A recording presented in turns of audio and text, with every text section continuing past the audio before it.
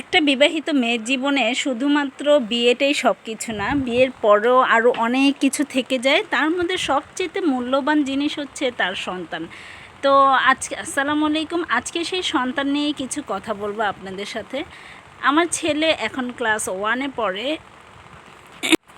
ওর পরীক্ষা চলে এসেছে সামনে, সেকেন্ড টার্ম পরীক্ষা, এবং আমি কিন্তু অনেক সিক। এতদিন আমি ভিডিও দিতে পারিনি কারণ আমার শরীরে এক অংশ পুড়ে গেছে, অনেক বেশি সিক। তারপরও এই সিকনেস অবস্থার মধ্যে আলহামদুলিল্লাহ এখন একটু সুস্থ আছি এবং আমার বাচ্চার পড়াশোনা চালিয়ে যাচ্ছি। মানে ও কিন্তু দীর্ঘ 1 মাস স্কুলে যেতে পারেনি আমার সিকনেসের কারণে।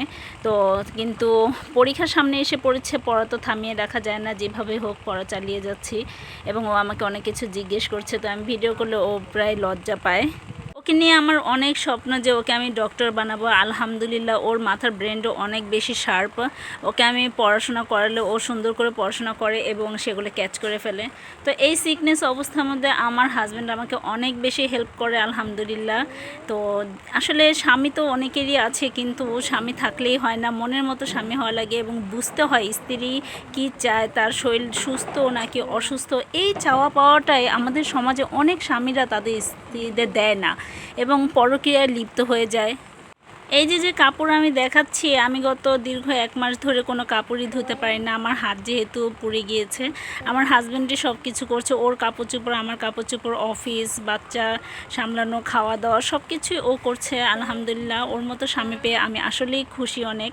তো এই কাপড়গুলো জমিয়ে রাখছি ওই ভদ্র মানুষটার জন্যই, যখন নাকি আসবে তখন এই কাপড়গুলো ধুয়ে দিতে হবে। কারণ আর স্কুলে যেতে হলে পরিষ্কার জামা কাপড় পরে যেতে হবে। বিশেষ করে জামাগুলো পরিষ্কারই আছে, কিন্তু বিশেষ করে পরীক্ষার সময় তো আরও বেশি পরিষ্কার করে রাখতে হবে। তো এই অসুস্থ অবস্থা নিয়েই বাচ্চাকে আমি পড়াশোনা করাচ্ছি, কারণ এখন যে সময়টা চলে যাচ্ছে সেই সময়টা আমি আর পাবো না। তার ভবিষ্যতের জন্য একটা রেজাল্ট অনেক বেশি গুরুত্বপূর্ণ।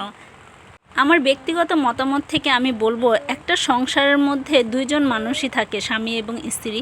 এই 2 জন মানুষ যদি 2 জনকে গুরুত্ব দেয় তাহলে কিন্তু সংসারটা আলহামদুলিল্লাহ সুখের পরিপূর্ণ হয়ে যায়। তার মধ্যে সুখ আর দুঃখ মিলিয়েই সংসার। একটা সংসারের মধ্যে দুঃখ থাকবে, আবার সুখও থাকবে, এটাই স্বাভাবিক।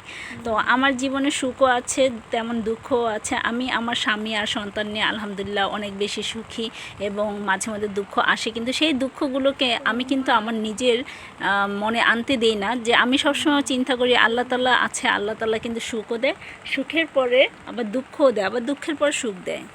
আমার ছেলে ভালো রেজাল্ট করাতে আমার বড় বোন ওকে কিন্তু এই গাড়ি কি বলে এটাকে, এই বক্সটা ওকে গিফট করেছে। কারণ একদিন এক দোকানের সামনে দিয়ে যাওয়ার সময় দেখে গাড়িওয়ালা বক্স। এই বক্সটার দাম কিন্তু কম না, 350 টাকা নিয়েছে। মানে বক্সটা দেখতে নর্মাল হলেও দামটা নর্মাল না।